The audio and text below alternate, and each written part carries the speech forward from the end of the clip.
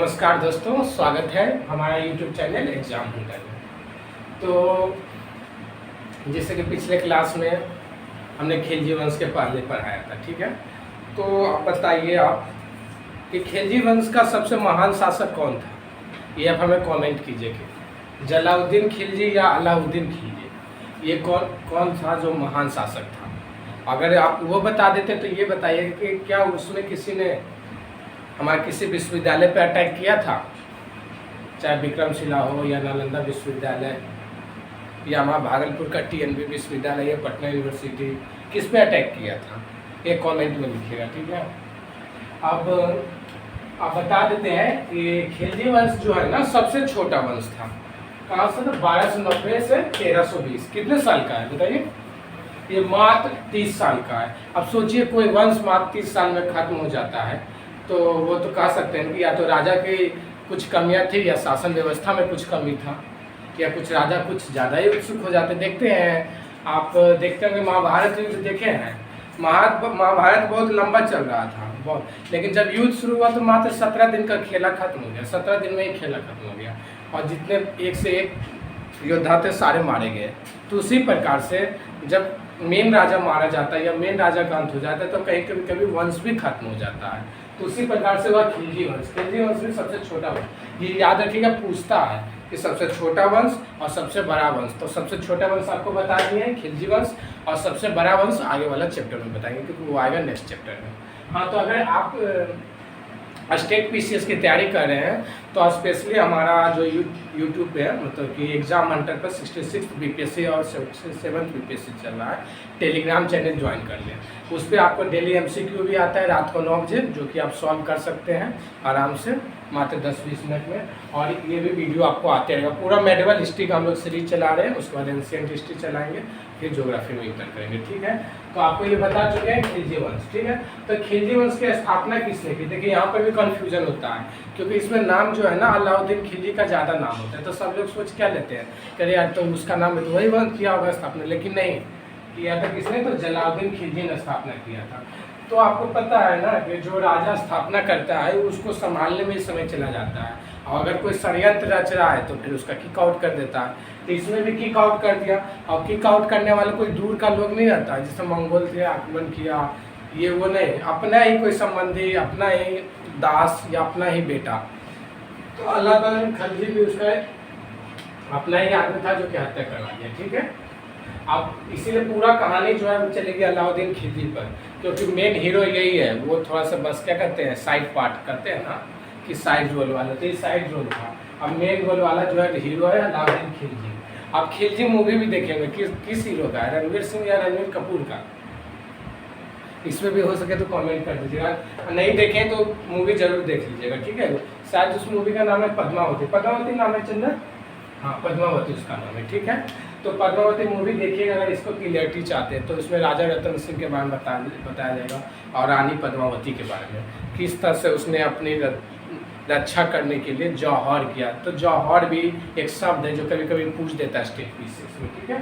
तो अलाउद्दीन खिलजी का आइए, कहते हैं जब कोई बड़ा राजा होता है ना तो उसका बचपन का नाम भी बड़ा हो जाता है। देखते हैं जब किसी का जन्म कुंडली देखेंगे तो उसका क्या नाम देते हैं, राशि नाम, बचपन का नाम। तो उसी तरह से इसका जो जन्म कुंडली था ना, बचपन का नाम, इसका 2 नाम से बुलाया जाता, अली तथा गुरसासपुर। तो ये याद रखिएगा, कभी कभी बचपन का नाम पूछ देता है। तो आइए हमने क्या क्या बताया, सबसे छोटा वंश था, संस्थापक कौन था? तो जलालुद्दीन खिलजी था। हत्या किसने करवाया? तो अलाउद्दीन खिलजी ने करवाया। और बचपन का क्या नाम था? अली तथा गुरसासपुर। यहाँ तक आपको रिवीजन करवा दिए, ठीक है। अब उसका क्या था, अलाउद्दीन खिलजी में ना थोड़ा सा अलग था। किससे अलग था? इल्तुतमिश और तुगलक से। इल्तुतमिश है जो पहले का है और तुगलक है जो इसके बाद में आएगा। तो कभी कभी तीनों का कनेक्शन करके पढ़िएगा ना तो ज़्यादा समझ में आएगा राज व्यवस्था कैसे। जब आप मुगल पढ़ते हैं तो अकबर को शेरशाह से कनेक्शन करते हैं ना। महाभारत करते हैं तो महाभारत को रामायण से जोड़ते हैं कि रामायण में क्या पात्र था, महाभारत में क्या पात्र था। तो उसी प्रकार से जब इसको पढ़िएगा खिलजी को तो तुगलक से जोड़िएगा जो नेक्स्ट चैप्टर में आएगा, हो सके तो आप इल्तुतमिश जो प्रीवियस में है, ठीक है। तो इसका ये नहीं, ये एक ऐसा शासक था ना जो धर्म से अलग अपने राज्य को रखा, सोचा था कि एडमिनिस्ट्रेशन एक अलग पार्ट है और धर्म एक अलग पार्ट है, मतलब कि पूजा पंडित, पुजारी, धर्म, मौलवी, ये सब के एक अलग रोल है। उसको राज्य में आप हस्तक्षेप ना करें, आप अपना काम करें, पूजा पाठ करवाएं, वो अलग चीज़ है, लेकिन राज्य पर नहीं हुकूमत चलाए। जिससे देखिएगा पहले यूरोपियन कंट्री में क्या आप देखेंगे कि वहाँ का जो पादरी ही पूरा सिस्टम चलाता था, कह देता था अकाल आने वाला है, तब सब राजा डरारी अकाल आ जाएगा तब क्या खाएंगे। अब तो खान साहब का वीडियो से प्रूफ हो गया ना कि कितना साइंटिफिक ढंग से अंग्रेजों ने हम पे शासन किया और कितना मूर्खता बना के भी, कभी कभी अंधविश्वास से भी करते थे और कभी साइंटिफिक ढंग से भी किया। दूसरी तरह से वो इटली और यूरोपियन कंट्री में भी वैसे ही शासन करते थे। तो इसमें भी क्या है कि इस सोचा कि नहीं धर्म एक अलग है और राज्य अलग है, तो दोनों को अलग अलग हो, इसीलिए उसने खलीफा की भी बात को नहीं माना। वो क्या बोला, देखिए वो अपना नया धर्म स्थापित करना चाहते थे, इसलिए वो खलीफा से अनुमति भी नहीं लिया कि हमें कोई धर्म गुरु की जरूरत नहीं है कि जैसा अभी भी राज्याभिषेक होता है। देखते होंगे जब मोदी जी 2014 में प्राइम मिनिस्टर बने थे तो सारे सार्क मेंबर को बुलाया गया था, ठीक है, जिसमें पाकिस्तान भी था। तो एक तरह से ये होता है ना कि हम राज्याभिषेक ले रहे हैं, तो उस समय पहले जब राज्याभिषेक होता था ना तो खलीफा की अनुमति लिया जाता था, तो मतलब धर्म गुरु एक तरह से कर लीजिए। तो ये बोला कोई ज़रूरत नहीं, क्योंकि उसको उससे जोड़ना ही नहीं है, अगर जोड़ेंगे तो दिक्कत हो जाएगा। लेकिन अगर आप परंपरा को चलाना चाहते हैं, कोई भी कहते हैं ना संस्कृति, तो ये संस्कृति जो चलता है ना और ये जो धर्म चलती है और इसी से राज चलता है, क्योंकि जो एक राजा का आने से सब कुछ चेंज नहीं हो जाता है। जैसे फॉर एग्जांपल आप लीजिए, घर में कोई एक आदमी टाइट हो जाएगा तो इसका नहीं है कि सारे बच्चे सुधर जाएंगे। सारे बच्चे कब सुधरेंगे, जब कल्चर घर का सही रहेगा, घर का इन्वायरमेंट सही रहेगा। उसी प्रकार से ये सोचा कि हम हटा देंगे खलीफा को तो पूरा राज बदल जाएगा, लेकिन ऐसा नहीं हुआ। खिलजी कोशिश किया लेकिन बहुत हद तक, लेकिन उतना भी सफल नहीं हो पाया। खिलजी को दूसरा नाम भी क्या कहा जाता है जानते हैं, द्वितीय सिकंदर। उसको अलेक्जेंडर द ग्रेट कहलाने का बड़ा शौक था। कैसे होता है, कोई होता है तो पहले जमाने में होता था चक्रवर्ती राजा, तो युधिष्ठिर को क्या कहा जाता था, चक्रवर्ती राजा। जब सारे जरासंध को मार दिए थे, जरासंध कहाँ का राजा था, कमेंट कीजिएगा, ठीक है, जरासंध कहाँ का राजा था, जरासंध मगध का राजा था, ठीक है। तो जरासंध को जब युधिष्ठिर मतलब कि मार दिया गया भीम के द्वारा, तो युधिष्ठिर का राज्याभिषेक हुआ और जिसको चक्रवर्ती राजा की पदवी दी गई। तो ये भी चाहता था उसी प्रकार से हम द्वितीय सिकंदर का पदवी धारण करें, लेकिन एक ने मना किया, उसके बाद इसकी आकांक्षा उसने छोड़ दिया था, ठीक है। तो खिलजी वंश किस तरह से चला, हालांकि वो बहुत ही कौन आकांक्षी राजा था, अलाउद्दीन खिलजी या जलाउद्दीन खिलजी, बताइए, अलाउद्दीन खिलजी था। अब आइए आपका एडमिनिस्ट्रेटिव रिफॉर्म।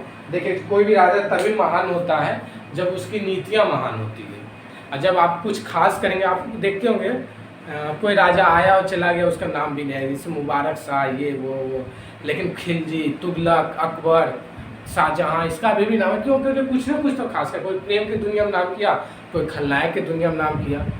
तो उसी तरह से इसने भी नाम किया, एडमिनिस्ट्रेटिव रिफॉर्म किया, जिसको अभी भी जाना जाता है। और बहुत सारे आपका वेस्टर्न कंट्री में चाहिए तो अभी भी इस टाइप के रूल को अपनाया जाता है। तो क्या किया था सबसे पहले राजा के लिए क्या चाहिए, मनी।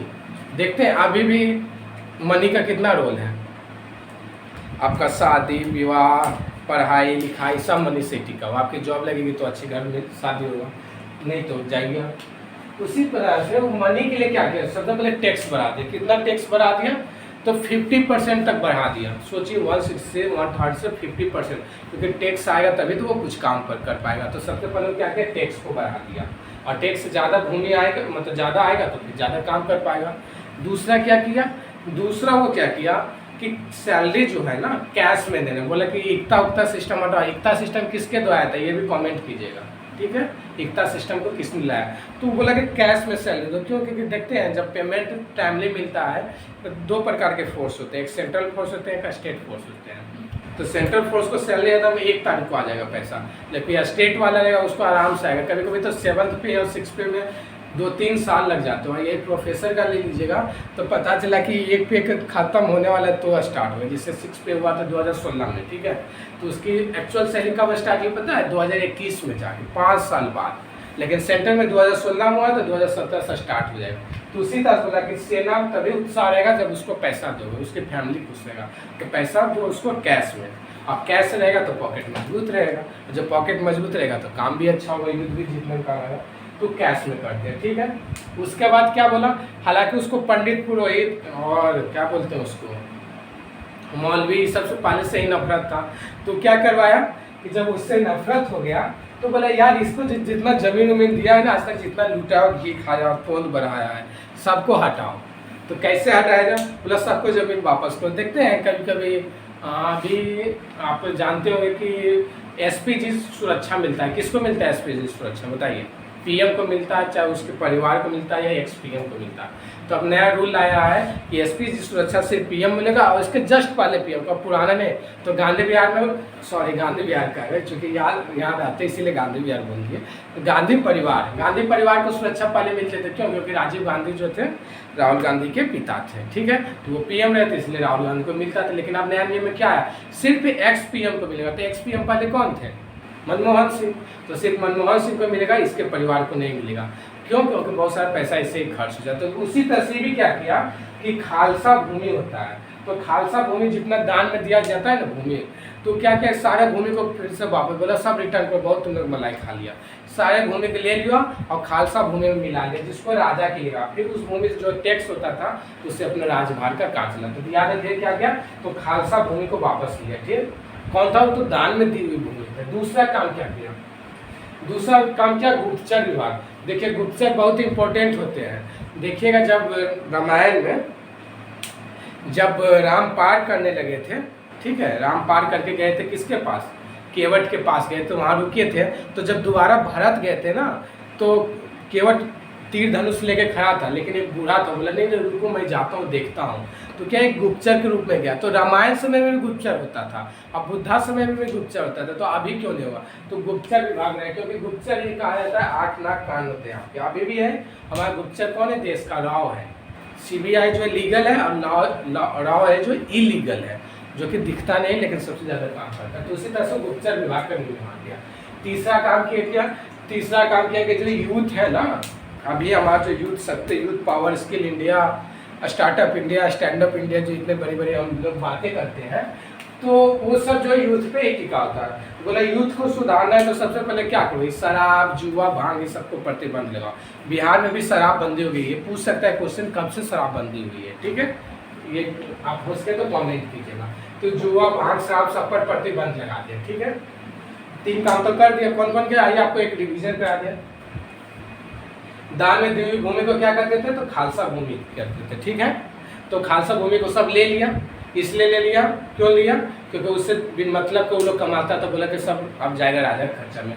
कैश सिस्टम कर दिया, सैलरी में पैसा देने लगा, ठीक है, ताकि उसको फिर से अपना सही से काम कर सके। गुप्तचर विभाग का स्थापना करवा दिया। भांग, जुआ, शराब सब पर प्रतिबंध लगा दिया।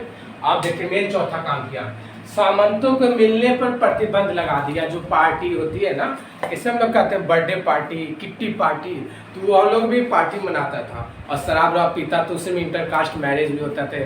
इसको वो पसंद आ गया, उसका बेटी पसंद आ गया बेटा, तो उसी तरह शादी। बोला कि नहीं ये मिलन नहीं है, ये एक तरह से चुगली खाना है। देखते हैं और औरत सब बैठती है घर के दरवाजे पर, तो इसका चुगली उसका चुगली होता है बिन मतलब का। तो उसी तरह से ये चुगली खाना था। तो बोले इसको बंद करो, क्योंकि ये लोग मिलकर हो सके हमारे विरुद्ध स्टेप उठा ले। तो क्योंकि हमेशा देखा गया है जो ये बनाते हैं ना सामान, तो वही किसको उखाड़ फेंके। आपका जो रजिया सुल्तान थे उसको भी फेंकने में इन्हीं लोग का हाथ था। तो इसलिए बोला इस पर प्रतिबंध है, बिना उसके आदेश के आप नहीं कर सकते मीटिंग, ठीक है, और ना ही मैरिज कर सकते इंटरकास्ट। उसके बाद क्या किया? देखिए मुस्लिम जो थे, कहा जाता है खिलजी ऐसे भी हिंदू का विरोधी था। तो सोचा कि हिंदू में जो अमीर लोग हैं ना, उसको कमज़ोर किया जाए। तो उसको आर्थिक रूप से कमज़ोर किया गया, सोशल रूप से कमज़ोर किया गया, और मंदिरों को भी लूटा गया। ये तो अभी भी प्रूफ माना जाता है। अब ये बताइए कमेंट करके, सोमनाथ मंदिर को किसने लूटा था? तो नीतिगत प्रक्रिया के तहत क्या गया? हिंदू को भी कमज़ोर कर दिया, ठीक है। अब जब हिंदू को कमज़ोर कर दिया तो अब हिंदू लोग बेचारे हो गए, तो उन लोग का जो भी बिजनेस था वो भी ठप हो गया। तो अब छोटे मोटे बिजनेस में एंगेज हो गया। अब मुस्लिम को और बोलबाला हो गया, जो कि बहुत लंबे साल तक चला। और सेना तो आपके बात बताई थी कि नकदी वेतन दिया। और स्थायी सेना, एक क्वेश्चन और पूछता है, देखिए कि अभी भी कहता है कमीशन सेना की स्थापना किसने की थी? स्थायी सेना। कभी कह देगा तुगलक, या तो खिलजी, या तो इल्तुतमिश, यही एग्जाम्पल देगा। याद रखिएगा खिलजी। अस्थायी सेना क्या होता है पता है? एक बार आप नौकरी में चले गए तो आपकी नौकरी फिक्स हो गई है, आप आराम से जब तक अपने स्वास्थ्य है सही है आप नौकरी करते हैं। जैसे अभी भी होता है ना परमानेंट कमीशन, कुछ दिन पहले तक, कुछ साल पहले तक वुमेन को परमानेंट कमीशन सेना में नहीं मिलता था, लेकिन सुप्रीम कोर्ट के आदेश के बाद वो दे दिया गया। तो इसी प्रकार से इसमें भी हो गया, क्योंकि उससे एक नहीं होता है सिक्योरिटी आ जाता है। अब IAS को कोई सिक्योरिटी नहीं दिया, मतलब जब चाहे नेता तुमको जॉब से निकाल सकता है, उसके बाद बताए कोई IAS ईमानदार आ पाएगा नहीं, हो जाएगा, वो पार्टी का कार्यकर्ता बनकर आ जाएगा। हालांकि अभी भी कार्यकर्ता है, लेकिन कुछ कुछ ईमानदार हैं, जैसे आपका ले लीजिए मनु महाराज, शिवदीप लांडे, जो कि अभी भी कर्म क्षेत्र में लगे रहते हैं। उसी तरह से अस्थायी सेना करती है, इसलिए क्योंकि उसको सिक्योरिटी मिल जाए। और उसके बाद एक नया और किया कि आदमी को कैसे पहचाने, घोड़ा को कैसे, बोलो पहचाने के लिए ना दाग दो, जिस तरह से घोड़ा के देखते हो दाग होते, तो इसी तरह से घोड़ा को ना दागने का और सैनिक का हुलिया लिखने की प्रथा शुरू कि सैनिक किस प्रकार से है। तो दाग और चेहरा जिसको कहते हैं, ये दो टर्म याद रखिएगा। कौन कौन? एक दाग और दूसरा चेहरा। पूछेगा दाग किसके लिए है तो घोड़ा के लिए, और चेहरा किसके लिए है? आपका सेना के लिए। इससे क्योंकि वो पहचान सकेगी किस सेना किस विभाग में काम करता है, क्योंकि विभाग ही बहुत सारा था। अब कहिएगा विभाग कौन सा था, तो देखिए एक विभाग का मुस्तका राज, जो कि स्पेशल टैक्स के लिए कलेक्शन जो करता था ना, मुस्तका राज, इसको एक पूछता है कि मुस्तका राज किसके जमाने में था, तो खिलजी, तुगलक नहीं मार दीजिएगा, ये बहुत इंपॉर्टेंट है। और आगे बलबन का भी बता चुके हैं, वो भी एक किया था, ठीक है, सेना के लिए। वो हो सके तो आपको दीवाने अर्ज डिपार्टमेंट था, वो पूछेगा दीवाने अर्ज किसके लिए, तो बलबन था। और मुस्तका राज किसके लिए है, तो खिलजी के लिए, बहुत इंपॉर्टेंट है। और उसके बाद और क्या किया, तो बाजार नियंत्रण प्रणाली को कंट्रोल किया। पूछता है बाजार नियंत्रण प्रणाली को सबसे ज़्यादा कंट्रोल किसने किया, तो इसको भी खिलजी ने किया। देखिए इसमें होता क्या है, जब आप सर्विस सिस्टम को पढ़िएगा ना तो हो जाएगा ना कि कन्फ्यूजन आएगा। कन्फ्यूजन क्यों आएगा, क्योंकि ये राजा ने ये किया, ये राजा ने किया, खास करके खिलजी, तुगलक और इल्तुतमिश में आएगा। तो इसको ध्यान से ना आप 3-4 बार जब रिवीजन करिएगा तो क्लियर। आइए एक बार आपको रिवीजन करवा देते हैं। एडमिनिस्ट्रेटिव रिफॉर्म क्या हुआ, खालसा भूमि, गुप्तचर विभाग, ठीक है, भांग जुआ शराब पर प्रतिबंध, नोबल्स को इकट्ठा होने पर प्रतिबंध लगा दिया, इंटरकास्ट मैरिज पर भी जरूर अनुमति के बिना नहीं करेंगे, ठीक है। उसके बाद हिंदुओं को नीतिगत प्रक्रिया, नीतिगत मतलब प्लान के तहत कमजोर किया। सेना को क्या क्या नकदी वेतन दिया, अस्थायी सेना का नींव रखा। घोड़ा दागने और सैनिकों के लिए हुलिया लिखने मतलब चेहरा system. Special office for tax collection के लिए मुस्तका राज। बाजार नियंत्रण प्रणाली भी चला। अब बाजार नियंत्रण प्रणाली के लिए 3-4 शब्द का यूज किया। अगर आपको 1-2 मार्क्स बनाना है तो इसको याद रखिएगा। सहना, सहना क्या कहते हैं, बाजार का अधीक्षक को कहते हैं, जो जैसा भी कहते हैं ना officer, urban tax officer, urban officer लगता है, स्पेशली पोस्ट दिया जाता है तो बाजार के लिए। तो इसी प्रकार से सहना था। एक सहना है मंडी, जहाँ की अनाजों की बिक्री होती है। अभी भी देख रहे हैं कि मंडी लगता है, शुक्र बाजार, मंगल बाजार, बेतिया में जैसे मंगल बाजार लगता है, दिल्ली में जैसे शुक्र बाजार लगता है। तो मेन एरिया में ये सब बाजार लगते रहते हैं, जिसको हाट भी कहते हैं। उसका सराय याद आती है, यहाँ वस्त्र, जड़ी बूटी बिक्री। तो ये 3 टर्म याद रखिए। कौन? सहना बाजार का अधीक्षक, सहना मंडी अनाजों की बिक्री, और सरायदार यहाँ जड़ी बूटी और अदर चीज मिलता है। तो ये तीनों पॉइंट रखिएगा। बाजार नियंत्रण प्रणाली को याद रखिएगा, सेना को अस्थायी किसने किया इसको याद रखिएगा। तो आपके खिलजी वंश के बारे में पढ़ा रहे थे। तो अब देखिए जब कोई चीज होता है ना, हाँ तो हम जोर से बोलते हैं, कभी कभी होता है आवाज नहीं आता है, इसीलिए।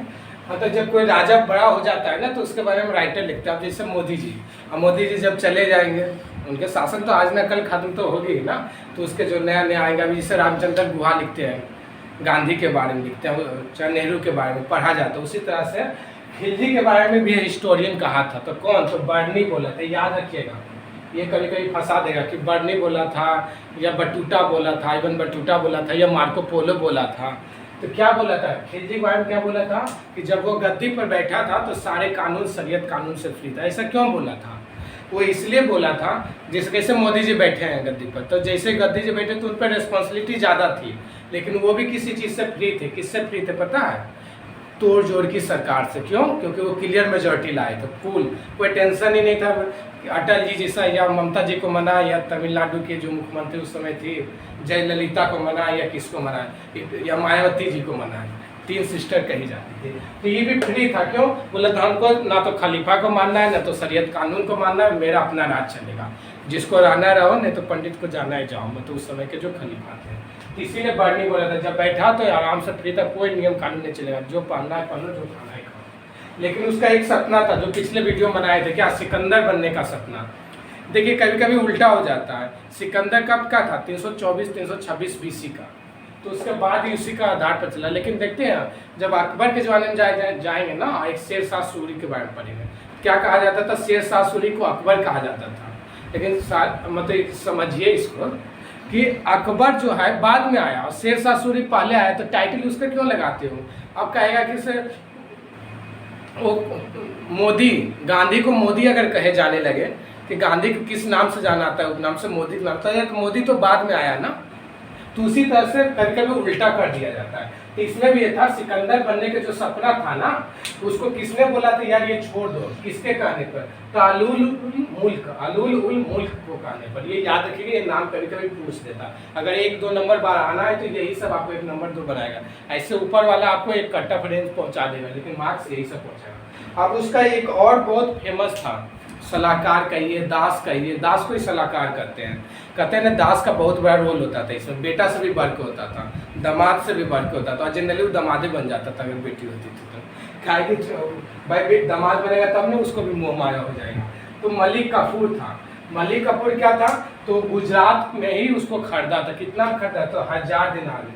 इसीलिए कहा जाता है उसको 1000 दिनारी, उस दिनार में वो हिजरा था एक। आप जब रणवीर सिंह था या रणवीर कपूर का मूवी देखिएगा ना, तो ये इस टाइप का हिजरा जैसा रोल भी करता है मलिक कपूर, ठीक है। तो जब मलिक कपूर जो रोल करेगा ना, अब वो बाद में एक ऐसा शासक साबित हुआ जो जैसे खिलजी मरा तो जो नेक्स्ट रूलर है उसको मार के खुद बनना चाहा।